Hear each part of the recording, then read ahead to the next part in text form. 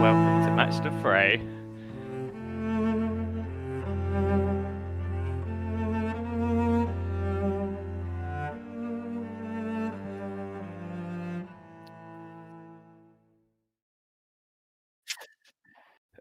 Oh,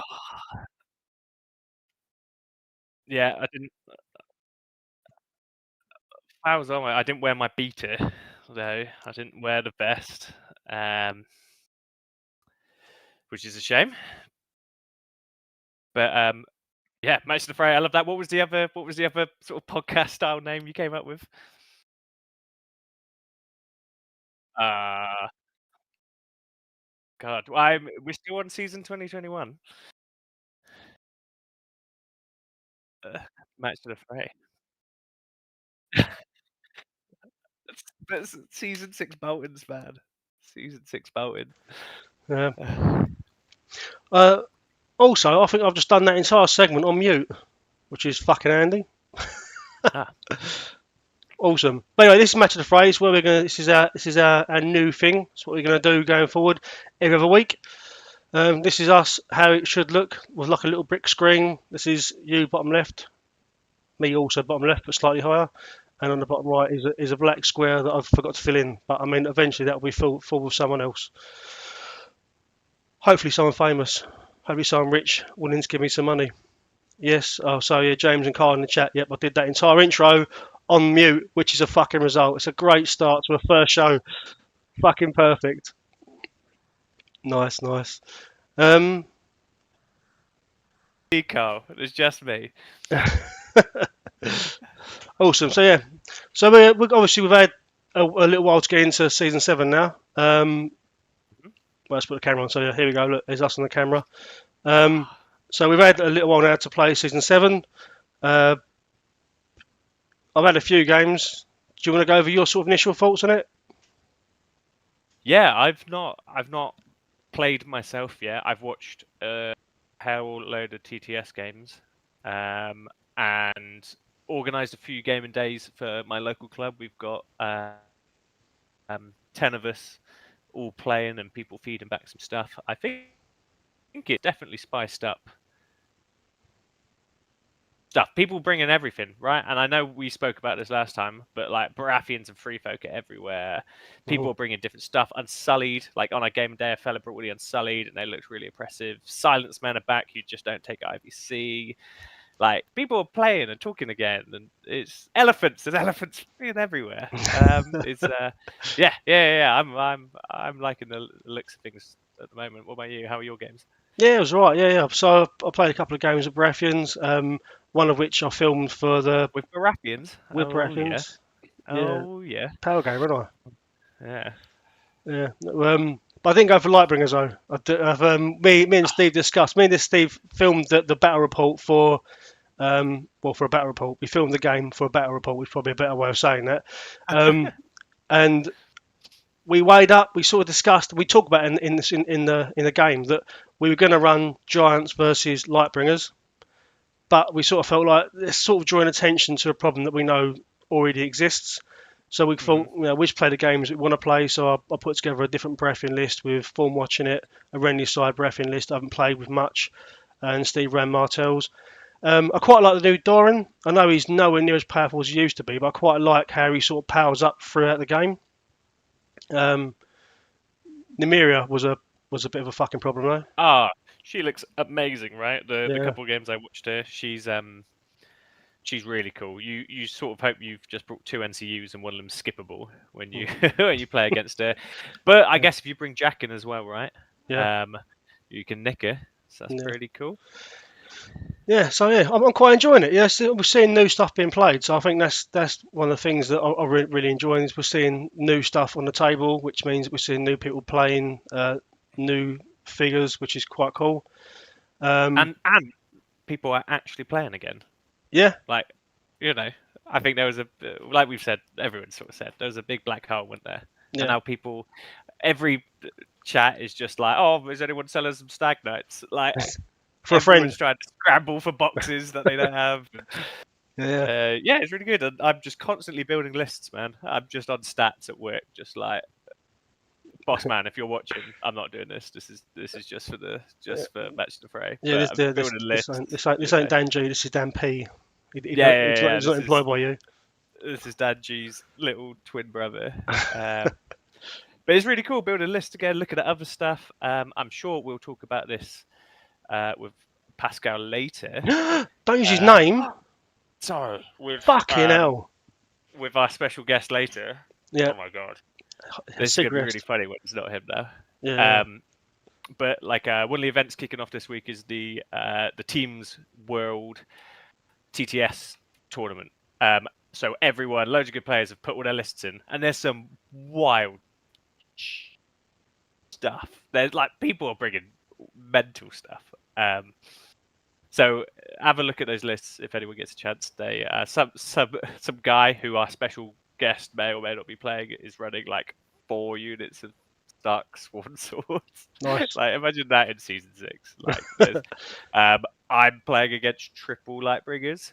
Oh, nice. So, yeah. So It's a fluffy list. Yeah, a really fluffy list. He loves doing this stuff. But like it's really cool to see, like, you know, immediately week 1 or week 2, whatever we are now, you know, big tournament kicking off. And no one's talking about Balon anymore, which is quite nice.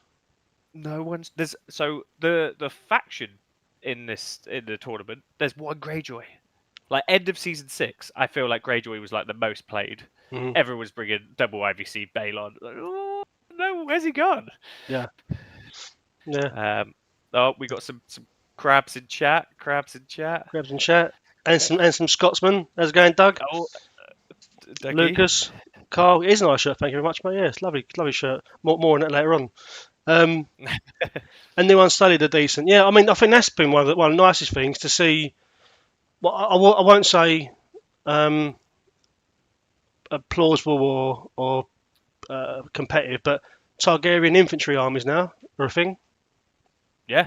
One of the fellas at our game day brought Targs, brought some dragons still and Daenerys, and everyone was hating on the pikemen, which I think people did before, right? But now they're even better. And it's good to see. Some guy bought a Golden Company elephant in his night sports list. That was really cool. Had some silence men come out. It's good to see all this stuff. The NCU, like I'm looking forward to playing against Jaqen and Mulder and seeing how that feels. Right.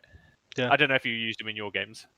I use Jaqen. I actually use Jaqen like in my army rather than Steve using him. So, because I basically took an army with loads of revamped stuff on it, like we had the Tyrell Lancer guys.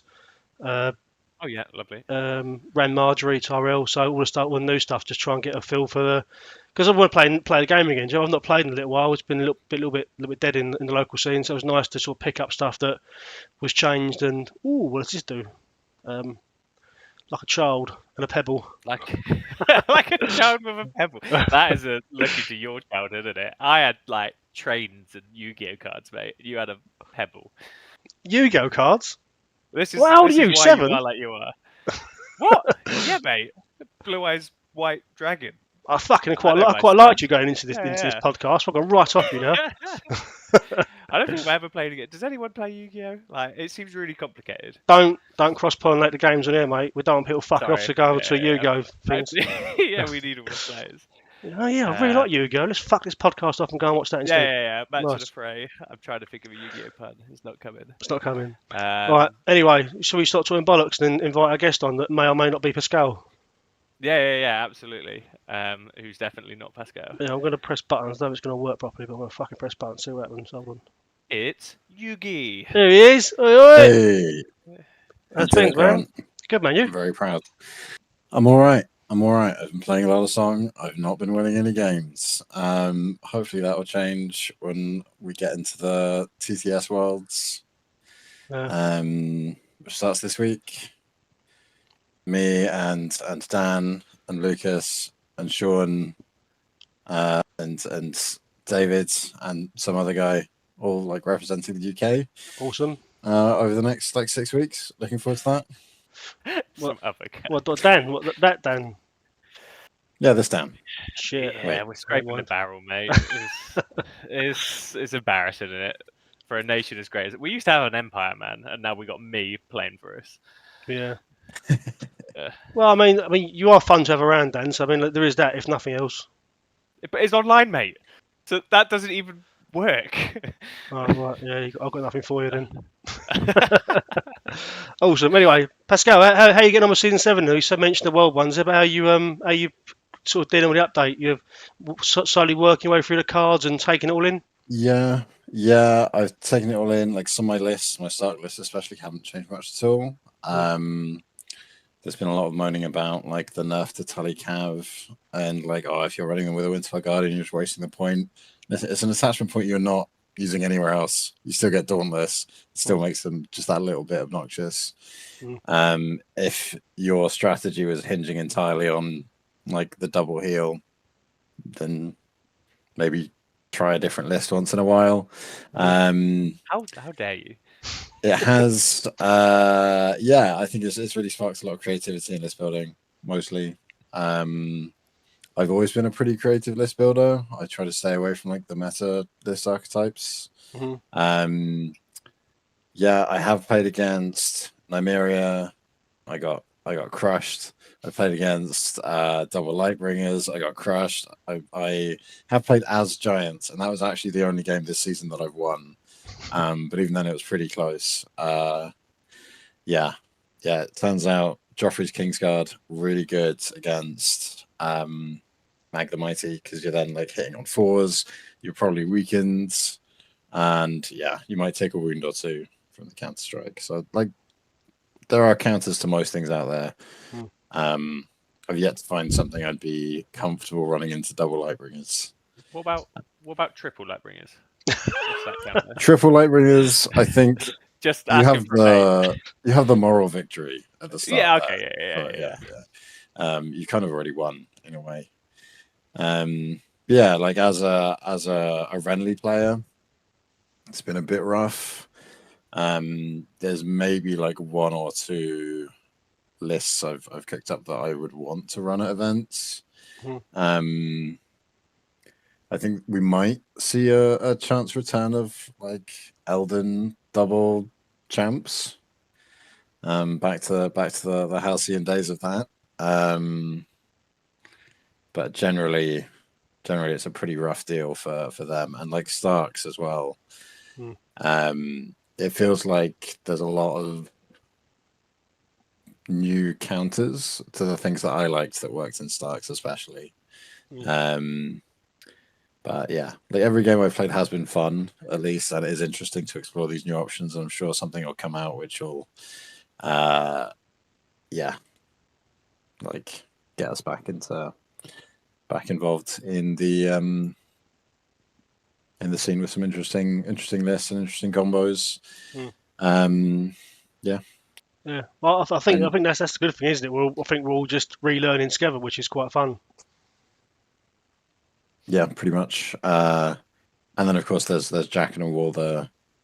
So far I've struggled to use Walder effectively, and Jaqen has been the bane of my life. Especially with Arya especially.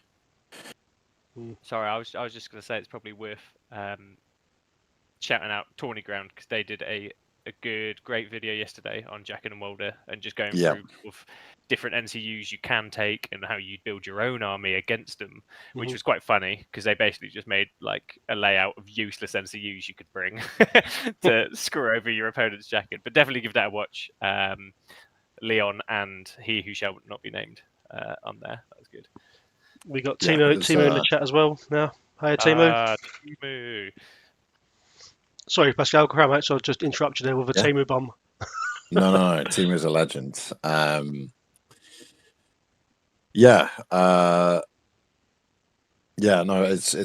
a good video for sure. I watched earlier today. Great summary of like what to look out for, what to make use of. I particularly enjoyed the like Aaron, Eric Ironmaker, Jaqen one. and jacket. That's Yeah. brilliant. We'll see that coming to a cinema near you. Awesome. Cool. So I mean, talking of legends, Pascal, you're obviously a big name on the old tournament circuit, and you've recently come out from Welsh GT Camry and Southern Grand Tournament. So obviously we're going to try and just blaze through some of this today. But just wanted a quick summary of those events, because obviously I was there at GT Camry with you, but not at SGT. But do you want to have a little rundown of it? On GT Camry, always I always say it's the best date in the calendar. It's just a weekend of good, competitive, friendly song, and an all-you-can-eat curry on the Saturday night. What's not to like? Yep. Yeah, it seems to the local guys and the people that are willing to go the distance on that are always, just a really good crowds. And yeah, I did pretty well. I went 4-2.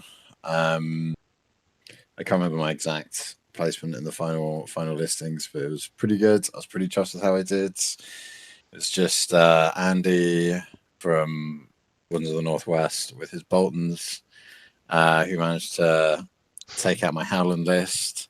But he taught me everything I needed to then smash Chris's Boltons on the Sunday, which was good. That paid off. And then Steve, my long time opponent, Steve. The first time I played him was the last game in Leeds, like my second ever tournament. And I'd like confidently won all my games, and I was like, hell yeah, I'm great at this game. I'm awesome. I'm taking home the prize. And then, as soon as I looked into Steve's eyes across the table, I knew that wasn't going to be the case. Dreamy. And then 2 weeks later, my first time in Wales, I faced off against him again, round one. So it was back to back, and that went just as well. I have beaten him once or twice over the years, but we seem to keep facing off, which is never something I complain about. And he actually came up with a really good strategy to beat my Howland list, which did kind of hinge on me rolling a 1 on a 2-up charge, but that happens like 50% of the time. So, and it does give me something to blame for losing that game. That was a really good game. He ended up, to avoid doing maneuvers with his tally cav, he ended up cycling swift reposition with Sansa and not taking the horses, so it was a shift and not a maneuver, so I couldn't punish him with the Crannock traps, which you're very familiar with, Grant, from our first game. Fuck, mate, honestly, I didn't know what to do. I couldn't react to that. I was getting the fucking right arsehole. Yeah, it was like, welcome back to playing in events, Grant. Yeah, it was fucking amazing. Can't wait for the next one. Yeah, brilliant. Yeah. No, but I mean, yeah, I fucking Pascal played it really well, and I even said to him afterwards, like, you know what, as a Brethren player, what could I have done differently? And he just told me to roll better dice, which is fucking well helpful. Yeah. I mean, it's a rough list, because like the only way to win is to not play, right? We'll get into that in a minute. We're going to go over that list in a minute with you. So yeah, you just give us a summary of it, and then we'll go into that properly. I went on to the SGT as well, and I played that list in all 6 games. Two of those games were streamed. One against Chris and his Boltons, and it was a repeat of the last time we faced. He even ran like a very similar list, a 4-2 double flayed men list. And then against Lucas, who ran double Lightbringers, and like I think Lucas has eaten good this patch, because he's always been, he's always been an amazing double Lightbringers pilot, and now he's just like supercharged. I lost to Lucas, and I lost to someone running double tally cav. But again, all 6 games were great. In my last game against George from Sherwood's, I got 40 unit points destroyed, because he ended up letting Shay die to try and avoid getting tabled, and using 5-point neds once per game to try and avoid getting tabled, and that didn't work out for him. Awesome. Even though I destroyed 0 points against Lucas, I still came out with the most unit points destroyed.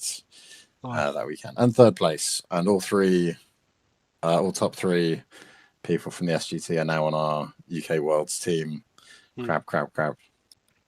Yeah, let's go crabs. Awesome. And those streams are all on the Warden's YouTube page, aren't they? Yes, yeah. So go and watch them. I watched them all back, and they're really good. Nice conversation. Especially when you forget that Sentinels are all in the game. That's a good watch. Yes, that was painful. I'm not used to Baratheons having in-faction cavalry attachments, and the Sentinel just caught me completely off guard. Yeah. Awesome. Right, so we mentioned it. Let's get into this. Let's get into this Howland read list. So, where is it? Here it is. So this is the Howland read list that I played into. You say it's not changed following season 7, but do you want to take us through this list and sort of what it does and what it's about, without giving away your game plan, obviously? Sure. So the first thing to note, and the first thing I tell every opponent, is every unit is a Cranog unit. And that's because this list lives and dies by Howland's cards, right? You need to get those cards out. But a few games where I haven't got Cranog Traps, Bog Devil Ambush, and without those, like, you can't start cycling them. You can't use them to just be really oppressive. It doesn't have any cavalry in, and between Cranog Traps and Hidden Traps and Aria, it doesn't really need it. In fact, it's pretty good at countering cavalry. Because when you activate your cavalry unit, you declare a maneuver. Cranog Traps for the whole turn, you count as moving through dangerous terrain. If you've got Flayed Men or Tully Cav or Knights of Castle Rock, it doesn't matter. Those wounds go straight through your armor. We're chewing you up with your own, naive ambition to actually use your unit's activation to do anything meaningful. That with Bog Devil Ambush, using the Sentinel on the crossbows to get them within long range of your squishy units, maybe your units that have been whittled down a bit by the traps or by other attacks. So getting the free shots off at the start of your turn, occasionally having to use it defensively as well to just throw out weakened tokens. If you've got some Starfall Outriders or something, some other light cavalry that are going to charge my Bog Devils and do hideous amounts of damage, they're a real glass cannon. Well, they're not even a cannon; they're just a glass unit that has a lot of utility on it.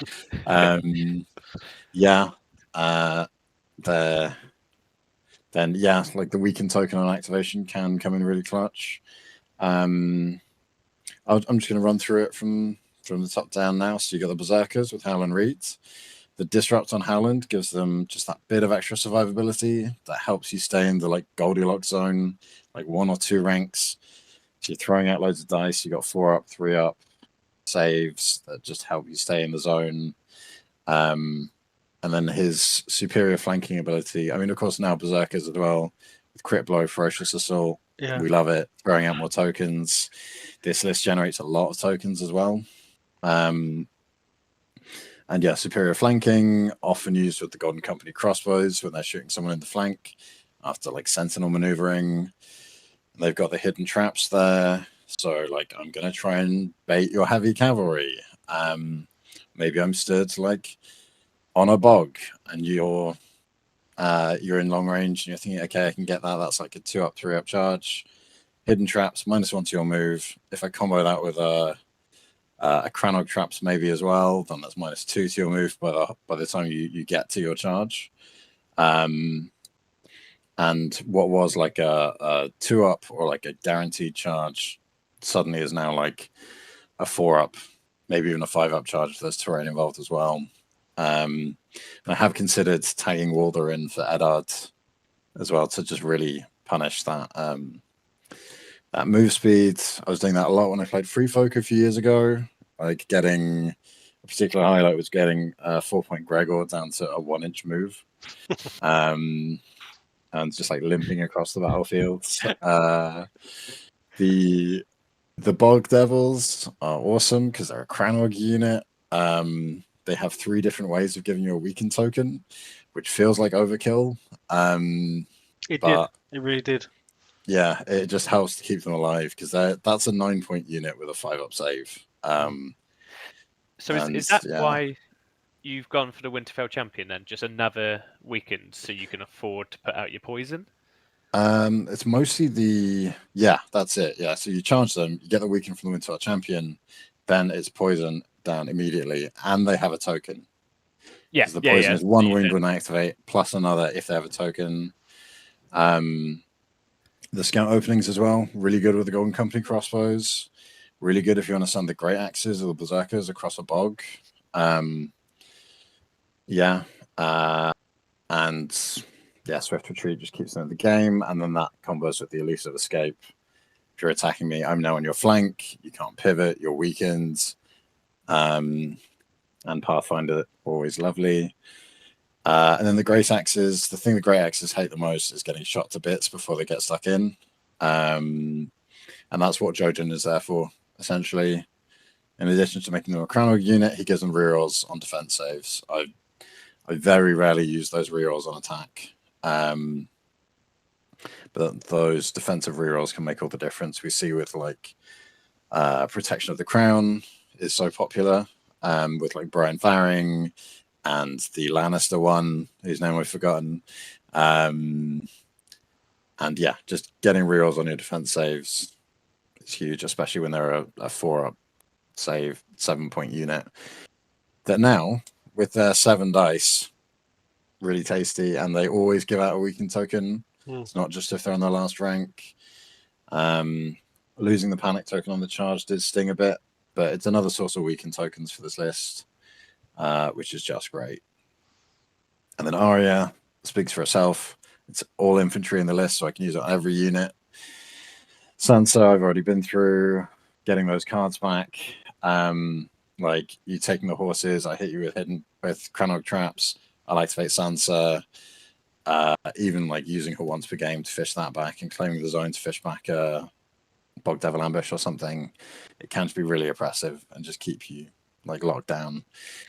And then Ned Stark, especially into Boltons, just really good. First activation swords. I chew up half your unit of Blackguards with the Grey Axes or something, and then I influence them. No healing from bags, no healing from Walder. You can't get away with the horses. It's so powerful, especially into factions that rely on their NCs like that. You can also use them defensively. Playing into Night's Watch, for example, you can, if my Bog Devils are on 5 wounds and you've got Arthur, I can stick him on the Bog Devils. You can't target them with Arthur because that's the tactic zone targeting that unit. Very rarely I use it once per game, and very rarely when I do, even more rarely, does it actually make a difference. But yeah, because at start of turn, not when the NCU activates. If it was on activation, it would be even better. I very rarely use it. And then Jackin. Everyone loves Jackin, right? This is the right Jackin for this meta. Right. Maybe. Which has been brutal against things like Boltons, where you have units with 3 attachments already. And if you're putting Jackin in the 4th slot, you can put Jackin wherever you want as the unit's owner. But sometimes facing off against people and they're like, no, I want to keep Grunt, Reek, and Ramsey in that unit instead. It's okay. So I only have to do 9 wounds to your unit. Jackin is dead. I'll use the remaining 3 wounds on that unit, or maybe I'll take out an attachment somewhere else. It's so powerful. There's a bit of discussion at the moment with the new Kingsguard units, how that results, because of course they have 2 wounds per model. So we'll see how that works. But either way, it's such a good tool in the Stark list building roster to just take out that extra bit of deal out that extra bit of damage, make losing that unit that little bit more punishing. Especially when you have cards that rely on your commander being in the unit, or attachments that are giving out tokens or giving you extra out of sequence actions and stuff. Yeah. I mean, it's this really nice list. It's really good to see this list being run, because it's not your standard off the shelf meta list. And you said at the beginning that you're not that sort of person, that you enjoy the list building side of things, and it's always nice to see a different list doing well. And I think part of it is the surprise of not expecting that commander, not expecting that list. But this list was fucking awful to play against. But I mean, if you play it very well. Yeah, it's taken a bit of practice, and because everything is quite squishy, it can be easy to just fuck up and lose half your army in one go. But yeah, like one of my other most played commanders is Renly Lord Paramount, and one thing they have in common is when you put them on the table, like half the time your opponent goes, "I have no idea what your commander does." Yeah. I'm like, great, that's exactly what I want.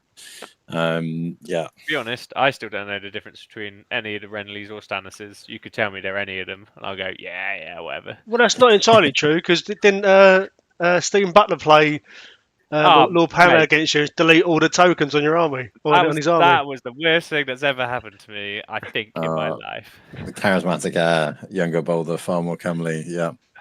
Like, who wrote that? Awesome.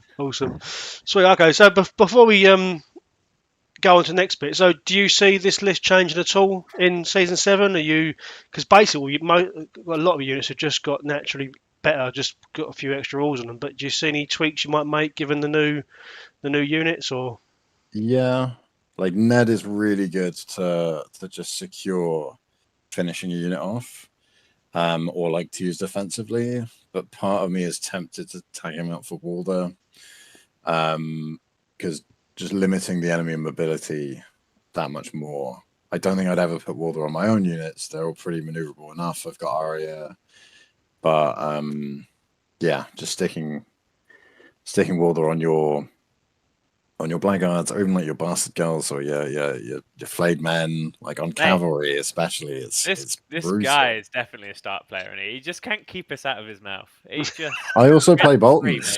I literally free. Finished painting a unit of blackguards earlier today. Hey, we used to have 4 move. We're fine again with 4 move. That's another thing that annoys me about this update, right? Like now, Baratheons are the only faction, apart from Lannister Guardsmen, the only 4 move infantry in the game are Baratheons. And now Halberdiers are 4 move. Like half the infantry units in Baratheon are 4 move, and there's no 4 move units anywhere else. And that is, I've got a bone to pick with Chanel, because I think more things should be 4 move. That's because they got to be so wary of all the flaming arrows. Yeah, exactly. Yeah, no, I think make Blackguards 4 move, make Tally Sworn Shields 4 move, make, I don't know, Fens 4 move, like anyone with any like heavy armor 4 move. That's how it should be. Make Lightbringers short range. Yeah. God, Lightbringers need a whole rewrite. Yeah. Brotherhood Sworn Knights 4 move. I'm into it. That's the end of that rant. Yeah. So we tasked you to give us. Initially, I was going to say to give us 2 NCUs and 2 units that you like from the update, but I changed the word and just said bring 2 that you're either way about. So as we show these up, me and Dan are going to guess whether or not you're thumbs up or thumbs down on the changes before you give us your verdicts. Remember, we did agree that if I win against Dan, I'll give you a $5, right? Oh, now we're cooking. Right, cool. So the first one, Pascal was very greedy and said, "No, I want 2 NCUs, so as one choice. So shut up, Grant." So naturally, being worried because he kind of trapped me if I'd say no, I said, "Yes, fine, we'll go with that." Fair enough. So Shira Errol and Marjorie Tyrell. I think Pascal is happy about these changes. What do you think? Is it both the same? It's both happy or both unhappy? Well, you choose, mate. Don't ask Pascal, mate. Yeah. Oh, I've got the same thing to be said about both of these. I think you're not happy. Oh, have you done that? Dan's got it. I'm miserable about these changes. 1-0, mate. That's 1-0. Fucking 5 of them. Because before Shira and Marjorie, like, they're not, they're nothing to write home about, but they've got utility. If you're running like Rose Knight's like a really obnoxious healing heavy list. Old Marjorie, great. You can trigger your heals. You can trigger your heals twice on the bags. I've had games where like I haven't even healed the full amount from the bags because I want to get extra heals in. And yeah, throwing out vulnerable tokens, just so like usable. Not like an S tier NCU, not one you're picking every time. You gotta have a specialist list. Maybe you're even running like Loris Kingsguard, or Rainbow Guard Loris for the extra like Thorne's ability there. Yeah, and same with Shira. Like, I think if you are running in season 6, if you were running Riders of Highgarden, you were running Shira Errol. That is just 1,000,000,000% true, because Shira gives you an extra way to remove a condition token, to keep that weakened off your horses, and that's something you can do every single round. You can like claim the bags or claim the letters. Just gives you that option to get that weakened token off. If you're running Rose Knights, you got the crowns to deal an additional heal into your Rose Knights. Just proc that once more, get those auto wounds through. And looking at Giants, I was like, great. Like, I can take Marjorie, I can take Shira, I can get these extra little heals picking off. And now I can't do any of that because these are now both awful. Marjorie's influence. Who wrote this? Right? Like, what is this supposed to do? It's like each time they restore wounds, you may target an enemy it's engaged with. That enemy suffers a hit for each wound to a maximum of 3. A hit for each wound. So you're not even getting the additional wound from your like Rose Knights or whatever. Because that's like, if you're playing a big Tyrell list, that's what you want to be running. That's what you want to be using Marjorie on, because that's the unit that wants to restore wounds. Except now 2 of your ways to restore wounds in a round have just gone. You're getting less healing procs. It's so like anti-synergistic, and they're hits, right? They're not even wounds, because the reason you want those wounds is because Giants are everywhere now, or you've got like you're into like a 3-up defense unit. Yeah, and there's so much chance of Marjorie just not doing anything. Then Shira has so many conditions to fulfill. It's once per round. If she's claimed a zone, and your unit's engaged, and they target it with an NC ability zone effect or tactics cards, after resolving that effect, if your unit is still engaged and alive, right, you can target then and they become vulnerable, and then they take a few hits. Like, anyone who is going to suffer from that combination of effects is just not going to stay engaged with your unit when that happens. And then it's once per round as well, so if they like bait it out early, then what are you going to do? It's just there's so many conditions to fulfill for so little rewards that's so easily avoidable. Just absolute garbage. And before, she was such a nice utility piece. And like I say, like if you're taking riders, you were taking Shira, to the point where now I don't think you even take riders. I know they now have Swift Retreat, which on Lance Cav is absolutely bonkers, but I'm just not sure they're worth taking, because you've got no attachment to put in them using your attachment points, and you have no reliable way to get rid of that weakened token to guarantee that you're gonna be able to do a full like charge's worth of damage. So I'm really disappointed in these changes for these 2 NCUs. Yeah, I told you that was shit then. With new Shira, to me, I think like what I was expecting was, even if it was that, was to maybe dish out 2 tokens or even the rainbow. Yeah. Like, Tybalt gives out 2 tokens just for saying swords. Like, to get all those conditions, do you think she'd be more playable for 2, or maybe the rainbow tokens, or not? Maybe. I think there's still just too many. I think like if it targeted an enemy in short range of the unit, perfect, great, vaguely playable.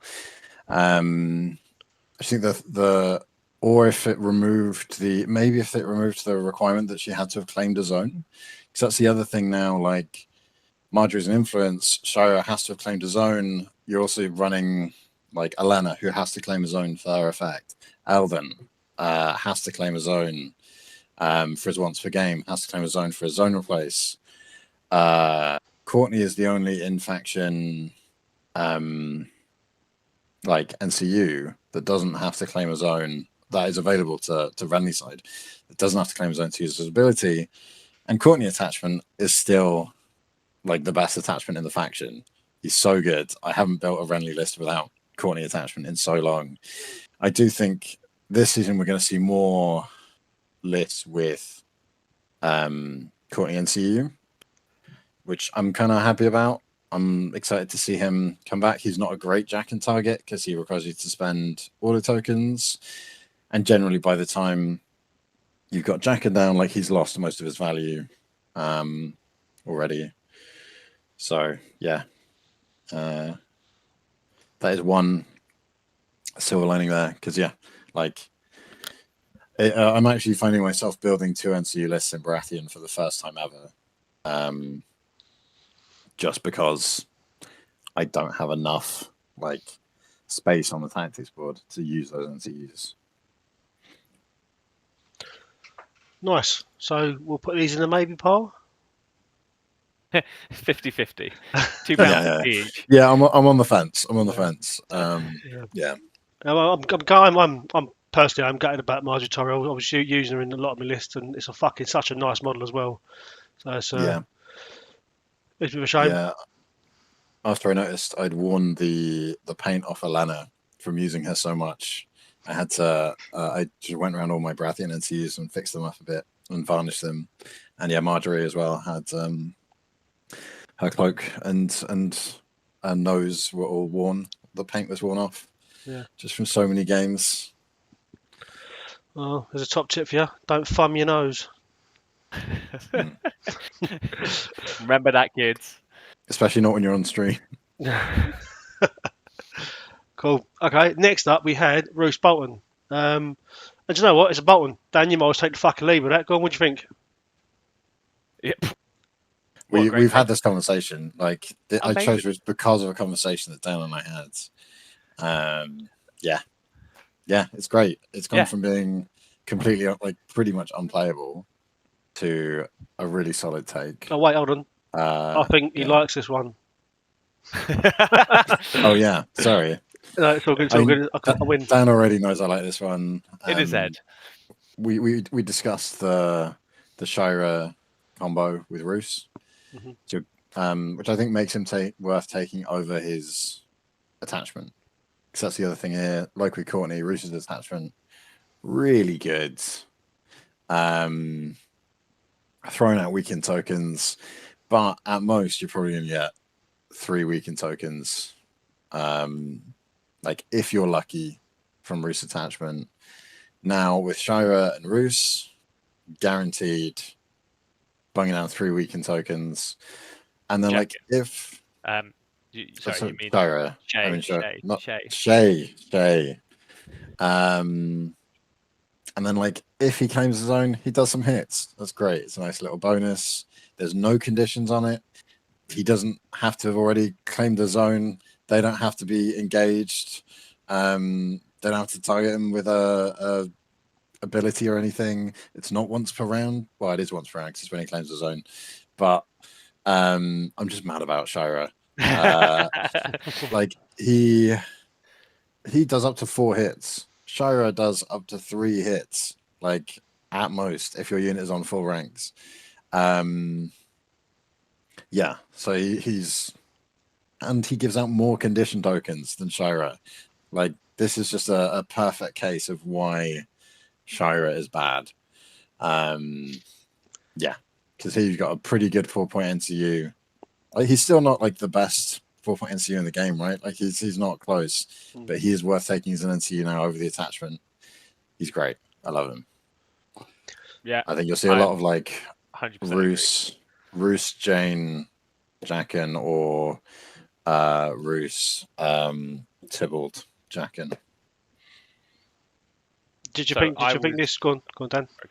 I was just gonna say, me and Anubis, who's an excellent Polish player, plays a lot of Boltons, played them back when they were wank in season 6, and we talk quite a lot, and he's absolutely loving him, and we were talking about running him with Jackin, and it's just such a good answer for like Giants lists, because you can just shoot off the cat and stuff like that, like really early doors, just pop Jackins for all the hits, for like Thorne watch, even Lightbringers, if you get lucky on the 4-up saves, like those hits early doors into this range meta for 4 points, and then Jackin can also go and copy Cersei or whatever you want, like the triple tokens, because Bolton's put out tokens like there's no tomorrow, so you can just get him for 4 points. I really like him. I'm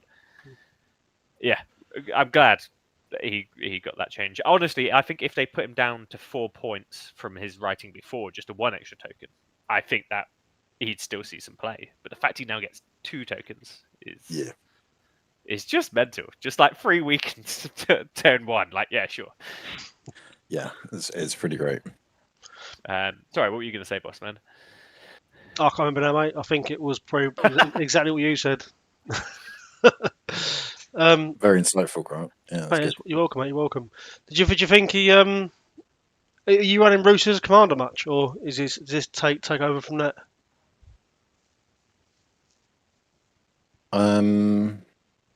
I think he's still worth running as a commander. Like, his cards are pretty nice, but I think he's in your list now, one way or another, because all 3 forms of him are just good.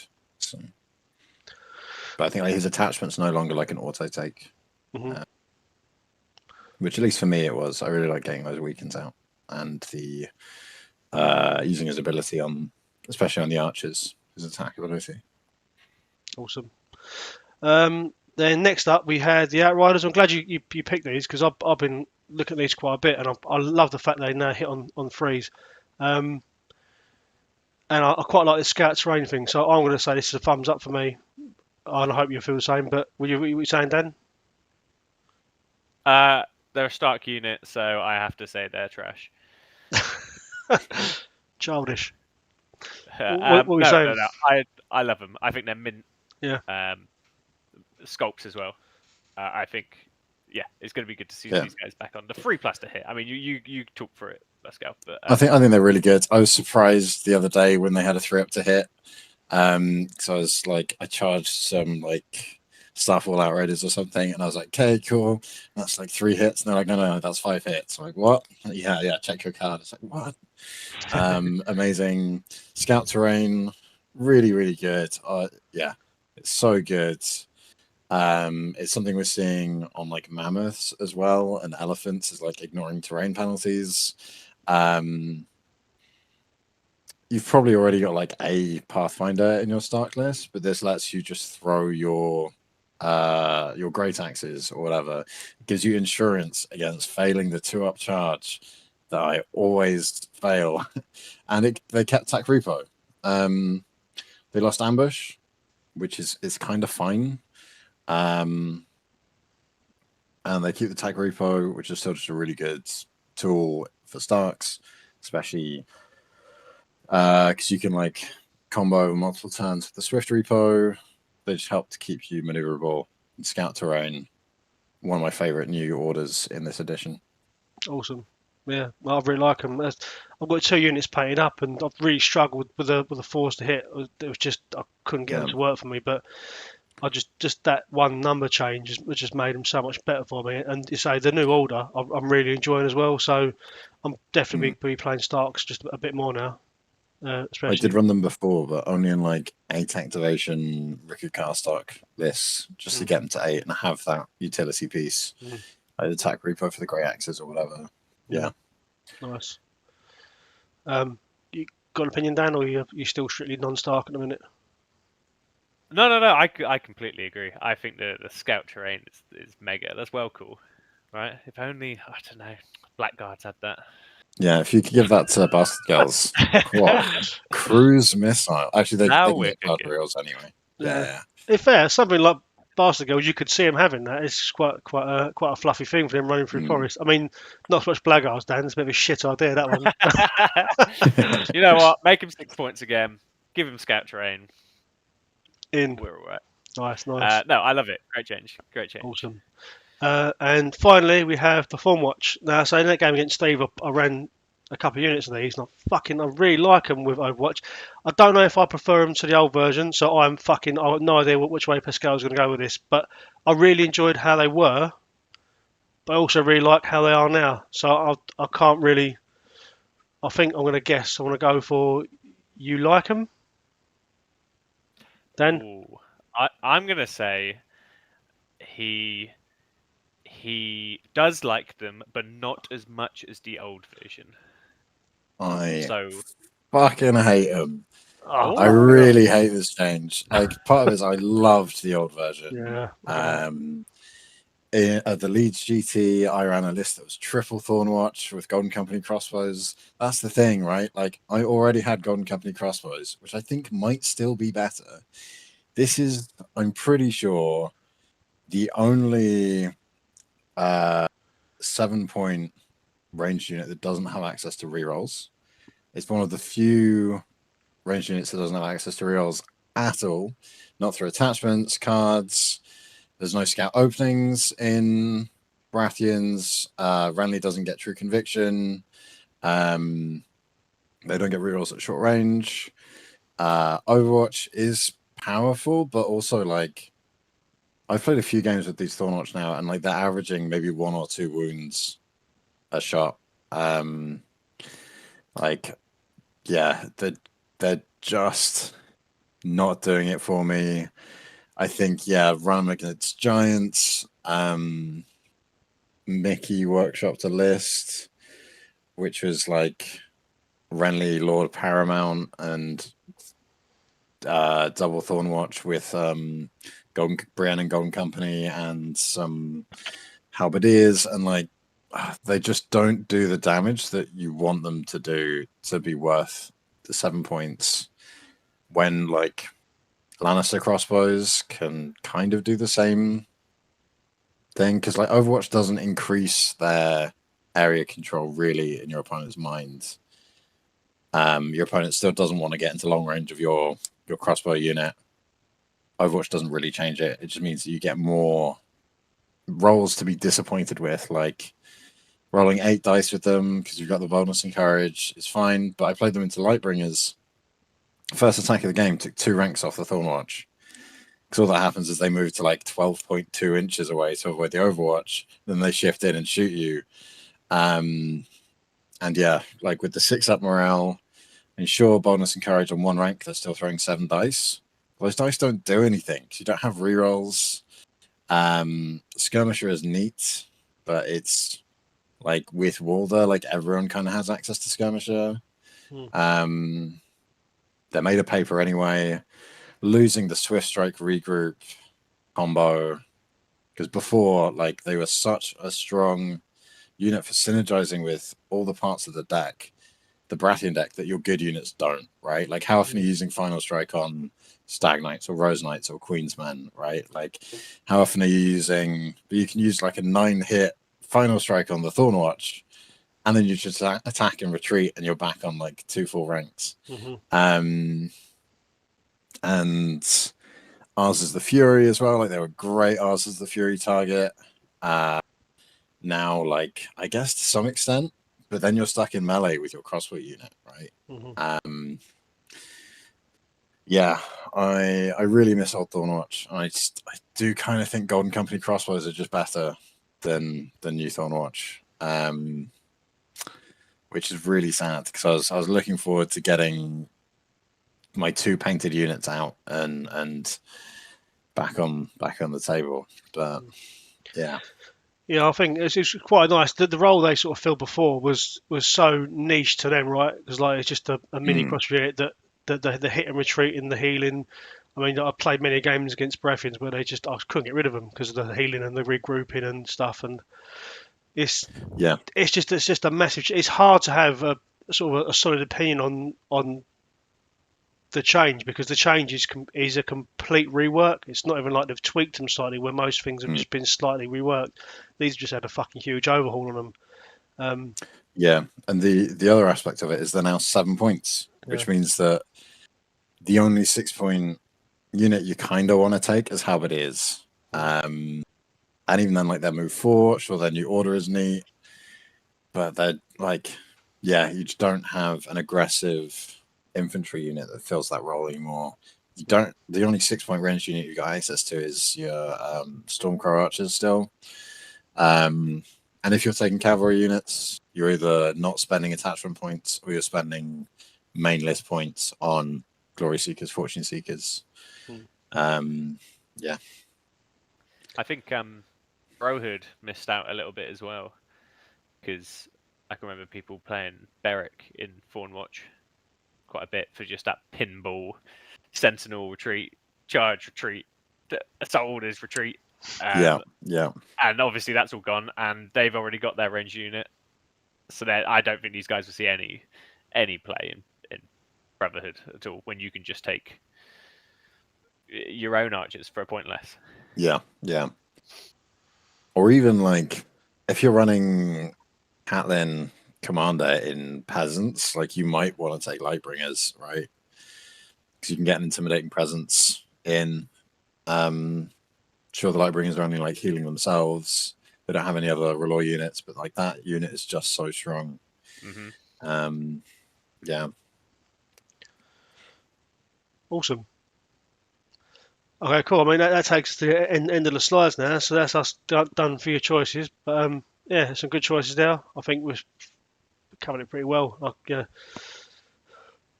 know what to say, really. We covered it, right? Yeah, nailed it.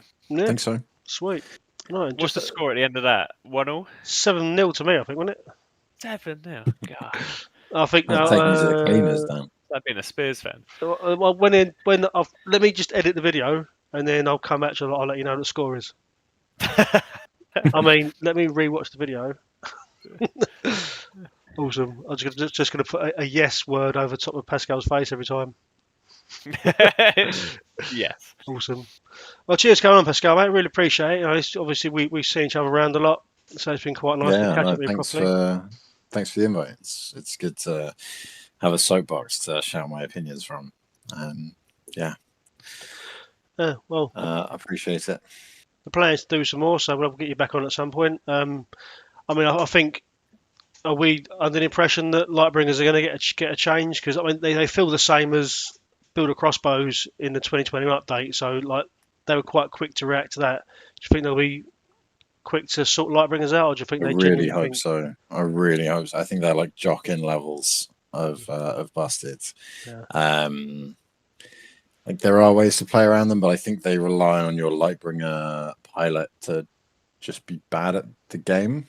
Like there's been a lot of chat in the Storm's End channel where, like, with double Lightbringers, you can easily get 5 Relore units on the board. And why you wouldn't maximize that, I have no idea, because it's long range from your target. You can easily get 4 units, maybe even 5 units within long range of a shot target if you're just focusing 1 unit down at a time. It's oppressive is the word. Do you think, as a Renly player, I feel left out. Do you think that it was supposed to have been short range? Long range just seems just horrendous, doesn't it? And it doesn't make any sense either, fluff wise. Short range and reducing the heal to 1 would make them feel maybe not even fair, but like more balanced. Like more, yeah. Or I think one of the things we were talking about in our local group after people were playing it is, instead of doing extra wound damages, you put extra minuses to the panic on there for Relore. Still at long range, sure. Yeah. But if it's just a minus, you still only D3 Casino. That would make it feel so much better, because like I said, like I took like 3 wounds to the actual attack on the Thorne Watch, and then I lost 5 to the panic. And I did exactly the same on my opponent's next activation when he shot my pikes with the Lightbringers. Again, it was like losing 3 wounds to the shots and then 5 wounds to the panic. It's Savage. Well, really grim. Awesome. Okay. Well, I think we can draw the episode to a close there. But yeah, again, man, cheers for coming on. Cheers for having a chat and giving us your opinions and stuff. It's always welcome chat with you guys. Yeah, cheers. I'd like to revisit it in like a few months and see how my opinion's changed. Yeah.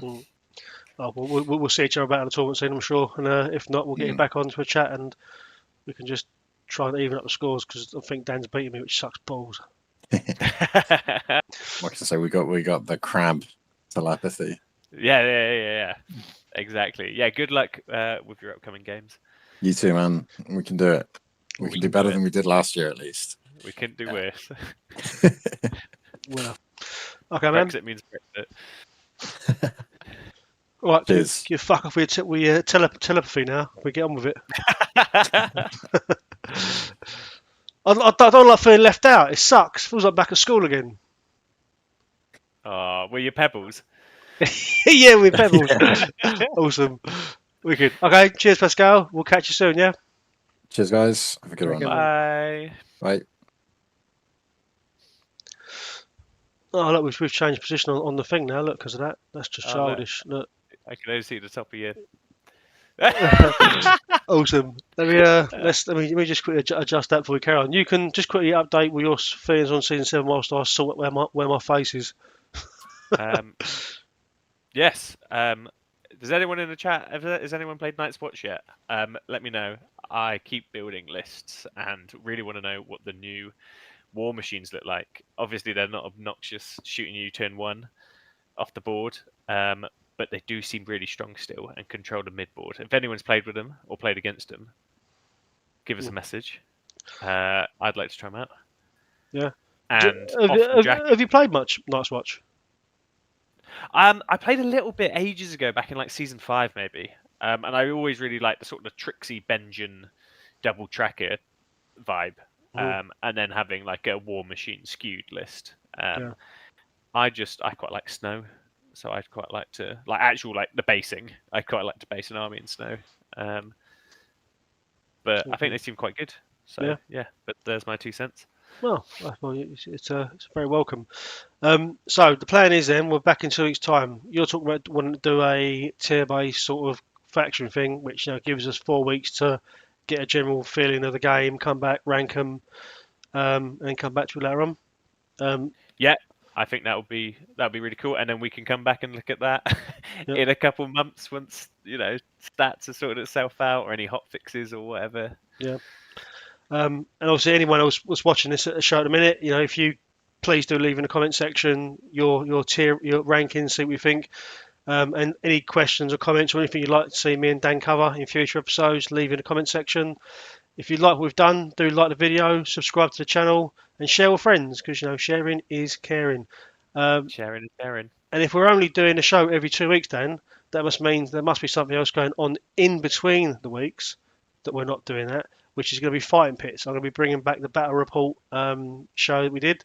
So I'm going to try and show you this, mate. Honestly, I'm in such a fucking murder of technology in a minute, but I'm going to try and show you guys the intro to it, which I had made specially before, but never got around to playing. So let's have a little crack at doing that. Let's get rid of this, and then we'll play this. Yay, it worked.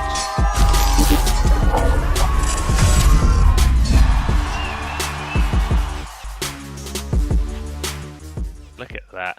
It's exciting, wasn't it? That was properly exciting. That was pretty good. Yeah. I've got tingles. You should have.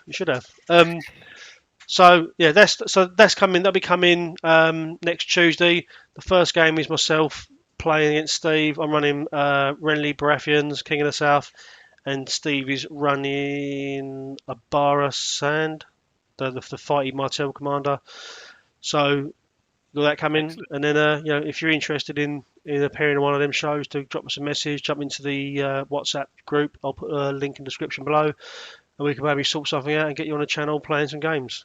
But yeah, cheers, Dan. First ever match of the Frey. I think it went pretty well. Quite like Pascal. Yeah, quite a nice bloke. Absolutely, he is a nice bloke, and he's obsessed with Boltons, which is even better. So he's obsessed with Baratheons. I think he's just got a curiosity around Boltons.